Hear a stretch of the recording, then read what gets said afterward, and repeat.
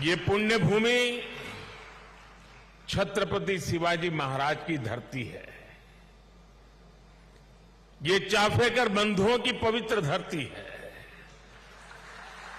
इस धरती से ज्योतिबा फुले, सावित्रीबाई फुले की प्रेरणाएं और आदर्श जुड़े हैं। अभी कुछ ही देर पहले मैंने दगड़ू सेठ मंदिर में गणपति जी का आशीर्वाद भी लिया। ये भी पुणे जिले के इतिहास का बड़ा दिलचस्प पहलू है। दगड़ू सेठ पहले व्यक्ति थे जो तिलक जी के आह्वान पर गणेश प्रतिमा की सार्वजनिक स्थापना में शामिल हुए थे। मैं इस धरती को प्रणाम करते हुए इन सभी महान विभूतियों को श्रद्धापूर्वक नमन करता हूं। साथियों, आज पुणे में आप सबके बीच मुझे जो सम्मान मिला है, ये मेरे जीवन का एक अविस्मरणीय अनुभव है। जो जगह, जो संस्था सीधे तिलक जी से जुड़ी रही हो, उसके द्वारा लोकमान्य तिलक नेशनल अवार्ड मिलना मेरे लिए सौभाग्य की बात है। मैं इस सम्मान के लिए हिंद स्वराज संघ का और आप सभी का पूरी विनम्रता के साथ हृदय से आभार व्यक्त करता हूं। और मैं ये भी कहना चाहूंगा, अगर ऊपर ऊपर से थोड़ा नजर करें तो हमारे देश में काशी और पुणे दोनों की एक विशेष पहचान है। विद्वत्ता यहां पर चिरंजीव है, अमरत्व को प्राप्त हुई है।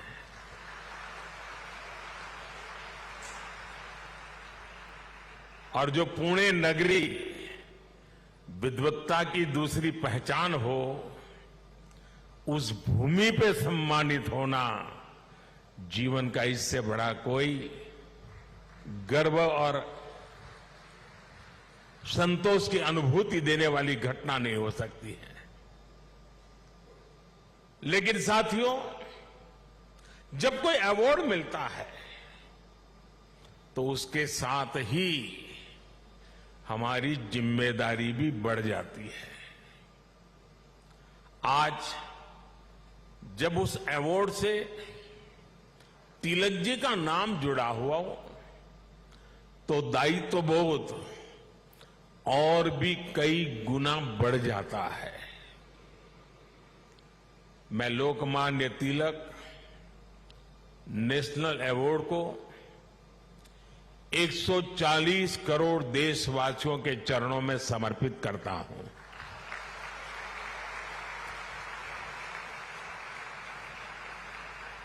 मैं देशवासियों को विश्वास भी दिलाता हूं कि उनकी सेवा में, उनकी आशाओं अपेक्षाओं की पूर्ति में कोई कोर कसर बाकी नहीं छोड़ूंगा।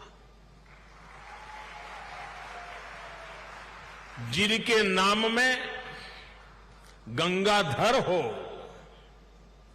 उनके नाम पर मिले इस अवार्ड के साथ जो धनराशि मुझे दी गई है, वो भी गंगा जी को समर्पित कर रहा हूं।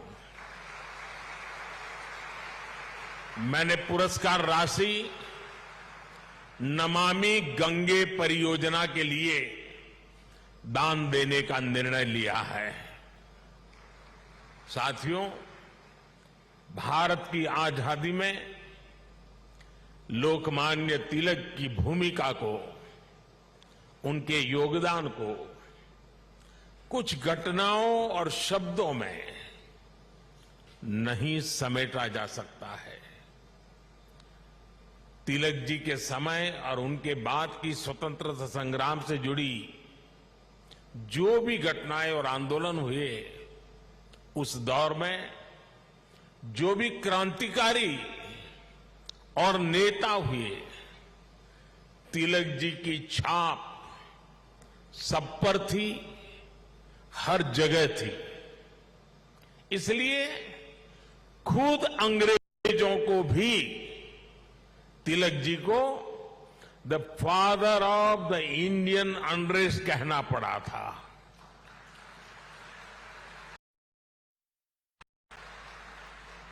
तिलक जी ने भारत के स्वतंत्रता आंदोलन की पूरी दिशा ही बदल दी थी।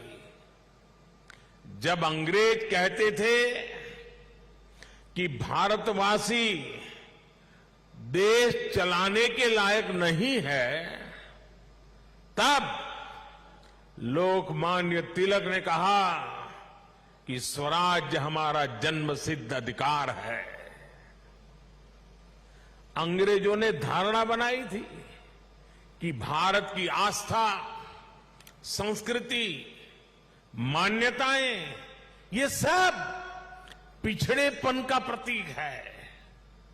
लेकिन तिलक जी ने इसे भी गलत साबित किया। इसलिए भारत के जनमानस ने न केवल खुद आगे आकर तिलक जी को लोकमान्यता दी, बल्कि लोकमान्य का खिताब भी दिया। और जैसा अभी दीपक जी ने बताया, स्वयं महात्मा गांधी ने उन्हें आधुनिक भारत का निर्माता भी कहा। हम कल्पना कर सकते हैं कि तिलक जी का चिंतन कितना व्यापक रहा होगा, उनका विजन कितना दूरदर्शी रहा होगा। साथियों, एक महान नेता वो होता है जो एक बड़े लक्ष्य के लिए न केवल खुद को समर्पित करता है, बल्कि उस लक्ष्य की प्राप्ति के लिए संस्थाएं और व्यवस्थाएं भी तैयार करता है। इसके लिए हमें सबको साथ लेकर आगे बढ़ना होता है, सबके विश्वास को आगे बढ़ाना होता है। लोकमान्य तिलक के जीवन में हमें ये सारी खूबियां दिखती हैं। उन्होंने अंग्रेजों ने जब उन्हें जेल में डाला, उन पर अत्याचार हुए, उन्होंने आजादी के लिए त्याग और बलिदान की पराकाष्ठा की। लेकिन साथ ही उन्होंने टीम स्पिरिट के, सहभाग और सहयोग के अनुकरणीय उदाहरण भी पेश किए। लाला लाजपत राय और बिपिन चंद्र पाल के साथ उनका विश्वास, उनकी आत्मीयता भारतीय स्वतंत्रता संग्राम का स्वर्णिम अध्याय है। आज भी जब बात होती है तो लाल, बाल, पाल के तीनों नाम एक त्रिशक्ति के रूप में याद किए जाते हैं। तिलक जी ने उस समय आजादी की आवाज को बुलंद करने के लिए पत्रकारिता और अखबार की अहमियत को भी समझा। अंग्रेजी में तिलक जी ने, जैसा शरद राव ने कहा, द मराठा साप्ताहिक शुरू किया। मराठी में गोपाल गणेश अगरकर और विष्णु शास्त्री चिपळूणकर जी के साथ मिलकर उन्होंने केसरी अखबार शुरू किया। 140 से भी ज्यादा समय से केसरी अनवरत आज भी महाराष्ट्र में छपता है, लोगों के बीच पढ़ा जाता है। ये इस बात का सबूत है कि तिलक जी ने कितनी मजबूत नींव पर संस्थाओं का निर्माण किया था। साथियों, संस्थाओं की तरह लोकमान्य तिलक ने परंपराओं को भी पोषित किया। उन्होंने समाज को जोड़ने के लिए सार्वजनिक गणपति महोत्सव की नींव डाली। उन्होंने छत्रपति शिवाजी महाराज के साहस और आदर्शों की ऊर्जा से समाज को भरने के लिए शिव जयंती का आयोजन शुरू किया। ये आयोजन भारत को सांस्कृतिक सूत्र में पिरोने के अभियान भी थे और इनमें पूर्ण स्वराज की संपूर्ण संकल्पना भी थी। यही भारत की समाज व्यवस्था की खासियत रही है। भारत ने हमेशा ऐसे नेतृत्व को जन्म दिया है जिसने आजादी जैसे बड़े लक्ष्यों के लिए भी संघर्ष किया और सामाजिक बुराइयों के खिलाफ नई दिशा भी दिखाई। आज की युवा पीढ़ी के लिए ये बहुत बड़ी सीख है।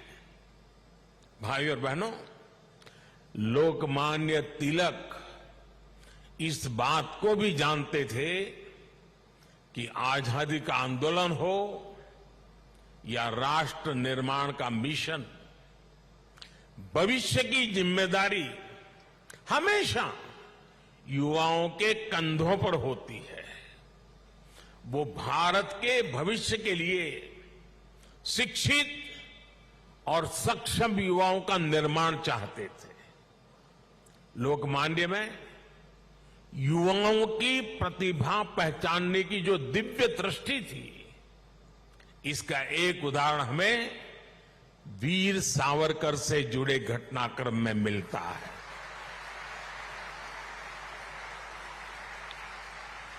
उस समय सावरकर जी युवा थे। तिलक जी ने उनकी क्षमता को पहचाना। वो चाहते थे कि सावरकर बाहर जाकर अच्छी पढ़ाई करें और वापस आकर आजादी के लिए काम करें। ब्रिटेन में श्यामजी कृष्ण वर्मा ऐसे ही युवाओं को अवसर देने के लिए 2 स्कॉलरशिप चलाते थे। एक स्कॉलरशिप का नाम था छत्रपति शिवाजी स्कॉलरशिप और दूसरी स्कॉलरशिप का नाम था महाराणा प्रताप स्कॉलरशिप। वीर सावरकर के लिए तिलक जी ने श्यामजी कृष्ण वर्मा से सिफारिश की थी। इसका लाभ लेकर वो लंदन में बैरिस्टर बन सके। ऐसे कितने ही युवाओं को तिलक जी ने तैयार किया। पुणे में new English school, Deccan education society और फर्ग्यूसन कॉलेज जैसे संस्थानों, उसकी स्थापना उनके इसी विजन का हिस्सा है। इन संस्थाओं से ऐसे कितने ही युवा निकले जिन्होंने तिलक जी के मिशन को आगे बढ़ाया, राष्ट्र निर्माण में अपनी भूमिका निभाई। व्यवस्था निर्माण से संस्था निर्माण, संस्था निर्माण से व्यक्ति निर्माण और व्यक्ति निर्माण से राष्ट्र निर्माण, ये विजन राष्ट्र के भविष्य के लिए रोड मैप की तरह होता है। इसी रोड मैप को आज देश प्रभावी ढंग से फॉलो कर रहा है। साथियों, वैसे तो तिलक जी पूरे भारत के लोकमान्य नेता है, लेकिन जैसे पुणे और महाराष्ट्र के लोगों के लिए उनका एक अलग स्थान है, वैसा ही रिश्ता गुजरात के लोगों का भी उनके साथ है। मैं आज इस विशेष अवसर पर मैं उन बातों को भी याद कर रहा हूं। स्वतंत्रता संग्राम के समय वो करीब 1.5 महीने अहमदाबाद साबरमती जेल में रहे थे। इसके बाद 1916 में तिलक जी अहमदाबाद आए और आपको जानकर के खुशी होगी, उस समय जब अंग्रेजों की पूरी तरह जुल्म चलते थे, अहमदाबाद में तिलक जी के स्वागत में और उनको सुनने के लिए उस जमाने में 40,000 से ज्यादा लोग उनका स्वागत करने के लिए आए थे। और खुशी की बात यह है कि उनको सुनने के लिए उस समय ऑडियंस में सरदार वल्लभ भाई पटेल भी थे। उनके भाषण ने सरदार साहब के मन में एक अलग ही छाप छोड़ी। बाद में सरदार पटेल अहमदाबाद नगर पालिका के प्रेसिडेंट बने, म्युनिसिपैलिटी के प्रेसिडेंट बने। और आप देखिए उस समय के व्यक्तित्व की सोच कैसी होती थी। उन्होंने अहमदाबाद में तिलक जी की मूर्ति लगाने का फैसला किया। और सिर्फ मूर्ति लगाने का फैसला किया नहीं, उनके निर्णय में भी सरदार साहब की लौह पुरुष की पहचान मिलती है। सरदार साहब ने जो जगह चुनी वो जगह थी विक्टोरिया गार्डन। अंग्रेजों ने रानी विक्टोरिया की हीरक जयंती मनाने के लिए अहमदाबाद में